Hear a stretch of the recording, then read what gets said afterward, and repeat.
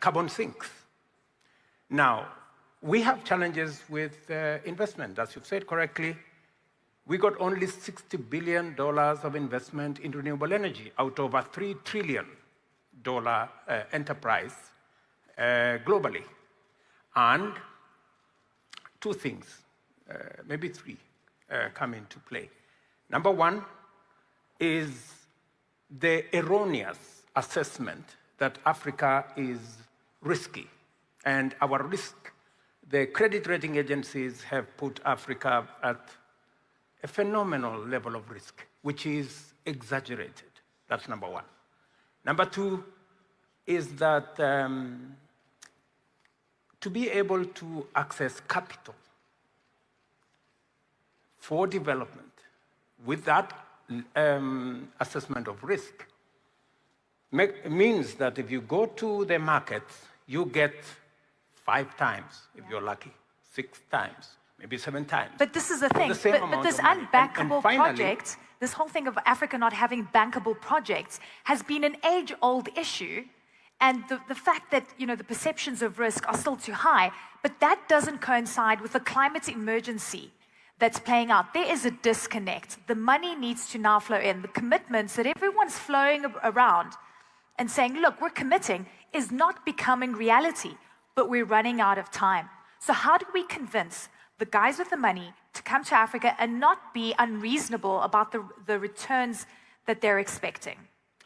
It is the reason why, for example, we had the Africa Climate Summit, so that we can profile the assets that the continent has, whether it is mineral assets, whether it's our renewable energy assets, whether it's our carbon sinks, whether it's our human capital. 40% of the world's workforce by 2100 will be living in Africa. 25% of the world population and market will be in Africa by 2050. And therefore, any development, any investment that doesn't bring Africa into the equation is deficient.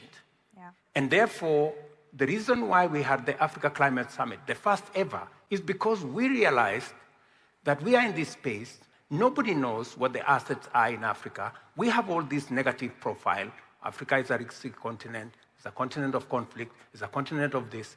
But we are re-engineering the profile of Africa so that people can see Africa for what it is, the continent of opportunity, where we have a young median age of 19, innovative, creative, hardworking, educated. In Kenya, for example, I spent $5 billion this year in the education of our young people, from primary school to university. We have tremendous resources in Africa. The world would do itself a favor by tapping into these assets and driving positive growth using the renewable energy assets that we have, using our own minerals that we have, and using our human capital that is ready, creative, and innovative. And so well said. I mean, the human capital elements and the resource, that is Africa's true gem. Look, whether we like it or not, whether anyone in this room likes it or not, Africa is going to industrialize. Africa is on an aggressive path of industrialization. And that means processing commodities that we normally export. It means a bigger automotive sector. That means bigger carbon emissions because we need more energy for it. And no matter which way you look at this equation, Africa has been finding oil and gas reserves, and many countries are ready to extract. Because if the issue of energy security is not solved, we're going to default to perhaps some of the mistakes that have been made before. Kenya has found oil and gas, 2008. We were hoping to see those extracted in the next few years. What is the balance here between reaching climate goals, but clearly also reaching developmental goals with the resources that Africa has, and not just the renewable ones? Let me tell you that there is that wrong perception, that's a wrong perception.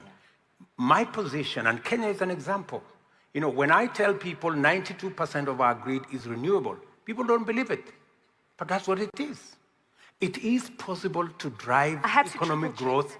It is possible to drive economic growth using renewable energy. In fact, It is the only plausible, it is the only mechanism that is in harmony with our planet. Okay, so Mr. President, sorry to interrupt. Does that mean you're not going to extract oil and gas? Are you going to put that project aside? We haven't put as much emphasis because we believe that there is opportunity in renewable energy. We have geothermal resources, 10 gigawatts of geothermal resources. We have exploited only 1 gigawatt. We have huge opportunity. We have huge opportunity in wind. We have huge opportunity in solar. Tell me, why would I invest in energy that damages the only home I have when I have an opportunity to exploit energy that is harmony and that can drive the development that I'm looking for? So does that mean you're putting aside the oil and gas prospects? We have oil and gas projects in Kenya, but that's not my focus. We are That's not your focused focus. on renewable energy. We are having a conversation with FFI. We're looking at ammonia.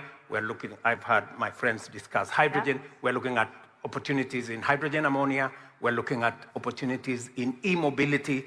That is the trajectory. And I would like to persuade those who do not believe the way we do that in the Africa Climate Summit, we made a clear decision that we're going to pursue climate positive growth. And that is the future.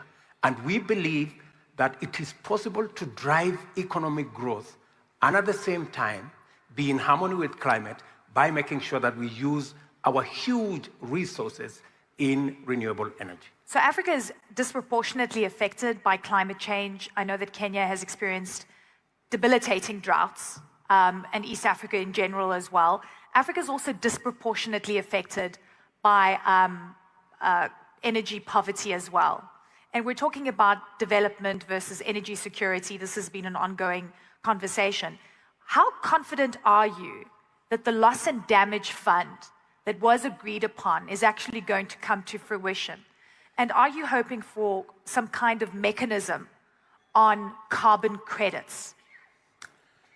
As part of the conversation we had at the Africa Climate Summit in Nairobi, we agreed on a couple of things as part of our path to climate positive growth. Number one is, of course, the huge opportunity in carbon credits and carbon markets. And our push will be to create standards and integrity around carbon credits so that we avoid the race to the bottom. That, we get standards, we get real value of what it is that carbon credits are worth, and that we avoid a situation where the prices come down because of standards that are lacking. That's number one. We also agreed that we are going to push the global community for them to look at eliminating barriers on low emission products and services coming out of Africa and making sure that we have a fair and equitable market that gives products and services, low emission products and services from Africa, a fair opportunity into markets globally. And thirdly, we also agreed that capital, how do we work with the credit rating agencies that do not have sufficient information? How do we create more concessional funding so that we can unlock the potential of our renewable energy assets? I was happy to listen to Ajay Banka of World Bank today, and I sympathize with him. I sympathize with Kristalina. They are undercapitalized. They cannot give us the concessionary resources that we require to unlock our potential.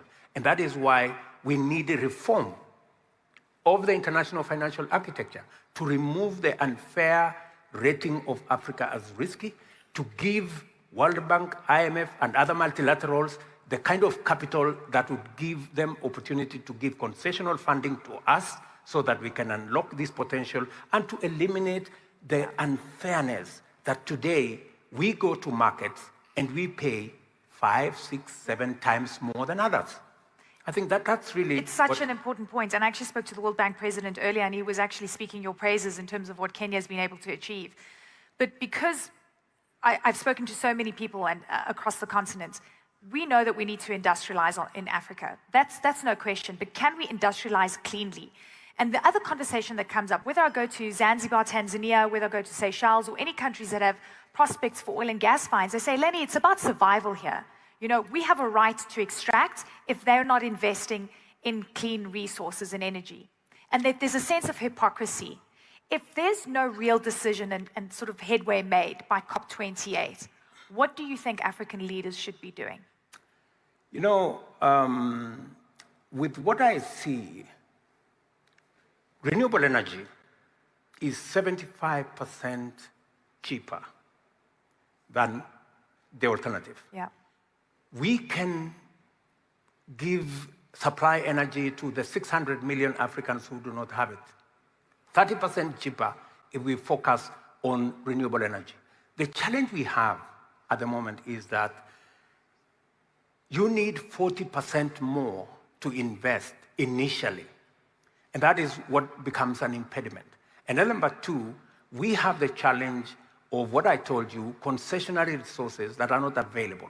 And number three, we have the challenge of private money or markets that are rating Africa unfairly. So if we were to eliminate these challenges, it is perfectly the right choice to pursue our development using renewable energy. And we do not have to exploit the other resources, because if we can do it with clean energy, explain to me, why would we want to use energy that is not clean, energy that damages our climate, especially for us who are suffering the brunt of climate change? Kenya, for example, we lost 2.5 million heads of livestock. Yeah. In the Horn of Africa, we lost 9.5 million heads of livestock between Kenya, Somalia, Djibouti, Ethiopia. Do we really want to go there? No, yeah. You know, so we must step up, and we must be candid with ourselves. It may look cheaper today to exploit the other sources of energy, but at what cost? A huge cost for future generations, at the least. We are in a climate emergency. Mr. President, there's lots of geopolitical tensions happening around the world, and we saw what impact that has on food prices, on fuel prices, whether it's the Russian war in Ukraine affecting grain prices dramatically. It's causing inflation across the African continent and making things so unaffordable. And of course, it creates a huge debt burden. We're also seeing on our doorstep here in the region, in Israel as well. How closely are you watching these events? Because when these events happen, it has a spillover economically, and it takes our eye off the ball in terms of achieving our climate goals. Well, COVID pandemic, the war in Ukraine, what's happening in Gaza and Israel, all these are really unfortunate situations, especially in a world where we are facing a climate catastrophe. And what has it done to us? Increase the prices of fertilizer, increase the prices of grain. Cost of living is a challenge. And cost, you know, a ripple effect on what we already are facing, the effects of climate change. And therefore, we would do a lot well if we were, as human beings, be able to think about how do we resolve these issues? How do we deal with the challenges of conflict? I mean, and in the particular situation, I don't think there is any justification for any loss of life. For example, in Kenya, we have suffered the brunt of struggle for independence, the same way the Palestinians are doing. We have also suffered the challenge of terrorism, the same way Hamas visited terrorism on Israel. Both are wrong. We need to find a solution that respects human sanctity of human life. And I think the sooner we get to a table and discuss these issues, we can never get a solution through the power or the barrel of the gun. I think we need to resolve these issues because it's hurting us. It is hurting those of us in the global south. Yeah. And The one thing I would want to say that the globe must listen to us is it is not possible anymore to do something at the corner and expect that it doesn't affect other parts of the world. Yeah. Just the same way, we have a huge demographic dividend in Africa. We have big population of young people, learned, creative, innovative. Unless we have inclusive growth, either we invest in exploiting renewable assets that are in abundance in our continent, use it to grow, to smelt bauxite, use it to add value to our iron ore, create jobs in our continent, you will never stop the wave of migration. It doesn't matter how high walls you build. Yeah. It doesn't matter what regulations on immigration you put. It's an exercise in futility. We have a global village. We have one home we share. We better live together because this is what it is. Mr. President. And that is why we have walked away a round of applause from the North versus South issue, because we have one world and we need to realize that that's what it is. You have an important meeting you have to run to. And I wish I could talk to you for longer. Your Excellency, President of Kenya, William Ruto, what a pleasure and honor to see you today. Ladies and gentlemen, His Excellency the President. Thank you. Thank you so much. Thank you so much. See you again. Thank you so much, Your Excellency.